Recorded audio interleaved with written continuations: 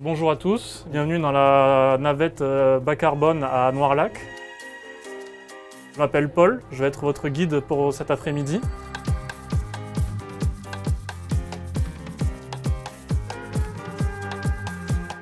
Le départ il se fait en bas des jardins de l'Archevêché, à côté de la cathédrale de Bourges. C'est un projet qui a été mis en place dans le cadre de la candidature de Bourges à capitale de la culture européenne en 2028. Un des axes de cette candidature, c'était la valorisation du patrimoine historique, écologique et culturel de la région.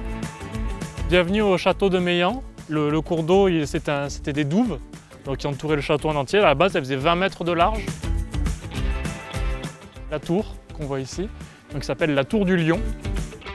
C'est une navette qui est bas carbone parce qu'en fait, elle roule au biométhane. C'est un gaz produit à base de déchets organiques fermentés qui est 100% renouvelable.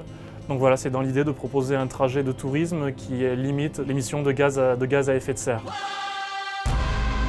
Bienvenue à l'abbaye de Noirlac. Et d'ailleurs, tout a été planté en îlots un peu irréguliers pour rappeler des formes de nuages. Oui, tout se passe bien. Ouais. Les gens sont contents d'avoir un aperçu, mais ils ont envie de revenir. Souvent même, il y a une part, on va dire, de frustration positive, parce que les gens ont envie de revenir, en fait, ont envie de retourner sur les lieux, les visiter un peu plus en profondeur, faire des visites guidées. Là, c'est vraiment une belle expérience parce qu'on voit plusieurs endroits, il y a la petite histoire, le guide était très bien. Donc franchement, ouais, je reprends.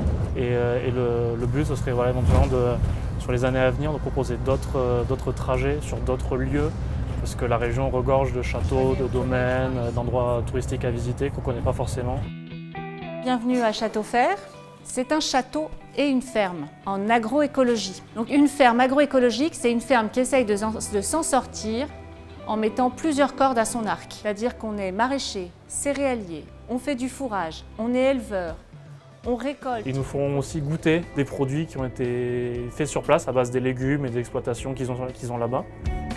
Ravi de faire découvrir ce qu'on fait, parce qu'on est tout neuf finalement. Et puis on aime bien surprendre. Chaque semaine, Paul peut en témoigner, c'est des recettes différentes. Ah, c'était très bon, mais c'était excellent, c'est vrai. Nous voilà au domaine de la Périsse. Il a été acheté en 1776 par un chevalier. C'est ça qui est un peu intéressant sur le parcours, c'est que les œuvres d'art qu'on voit sur les lieux, en fait, elles créent un rapport entre le monde de l'art contemporain, donc quelque chose de très moderne, avec des lieux de patrimoine qui ont plusieurs siècles, et c'est un peu le rapport temporel et formel qui s'établit entre les deux qui peut être intéressant pour les gens. Bourges, capitale culturelle de l'Europe.